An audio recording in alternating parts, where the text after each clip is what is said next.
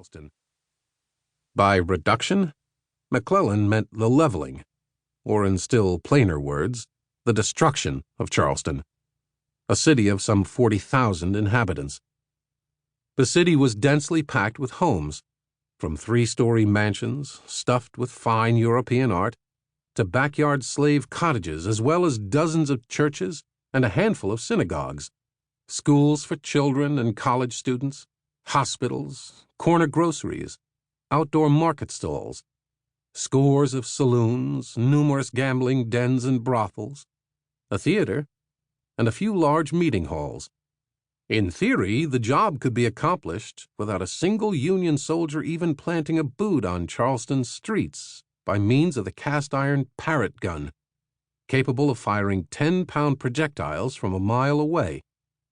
The aim might not be great from that distance, but accuracy was not particularly important when the goal was simply to hit something, anything, in the city. The blunt purpose was to induce terror through the indiscriminate nature of the assault. Perhaps a shell would hit the jail on Magazine Street, where the inmates shared quarters with the rats, or then again strike the orphan house on Boundary, America's first public orphanage, where the cornerstone had been laid by President George Washington himself. As for the greatest moral effect, McClellan meant an object lesson, of an inspirational and gratifying message to the North, and of a cold, brutal warning to the South to lay down its obstinate arms. Charleston, he believed, was fit for a singularly severe punishment, more deserving of payback than anywhere else in the traitorous South was. This, too, McClellan took pains to convey to T.W. Sherman. There the unnatural hatred of our government is most intense, he said. There the rebellion had its birth. Chapter 1. Stomach for the Fight. Monday, October 17, 1859. The news flash arrived out of Baltimore at Perry O'Brien's American Telegraph office on Broad Street in downtown Charleston. As always, O'Brien's team hustled the dispatch, which they translated from Morse code over to the newsroom of the Mercury a few blocks away. The item ran in the paper's Tuesday edition at the top of page 3, in the Latest by Telegraph feature, Dateline Baltimore. Rumors reached this city, the report said, of a serious insurrection at Harper's Ferry, Virginia. The trains were stopped, telegraph wires cut, and the town and all public works were in the possession of the insurgents. All statements concur that the town is in complete possession of the insurgents, together with the armory, the arsenal, the pay offices, and the bridges. The insurgents are composed of whites and blacks, supposed to be led on by abolitionists. Rumor hardened into fact.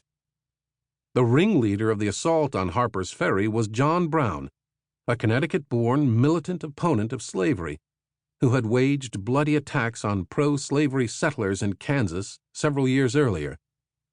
Brown was quickly captured by U.S. Marines, who killed many of his cohorts, and within 36 hours the insurgency was put down.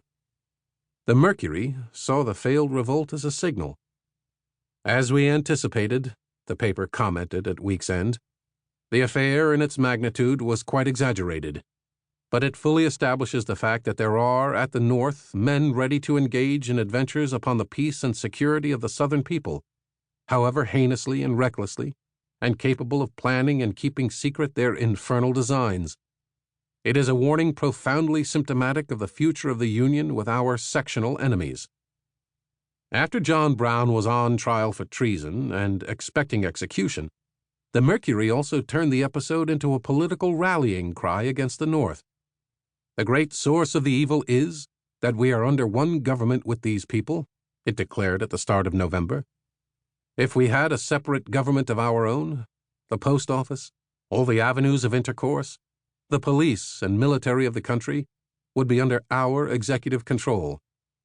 Abolitionism would die out at the North, or its adherents would have to operate in the South as foreign emissaries, in a country armed and prepared to exclude their intercourse or arrest their designs and punish their intervention.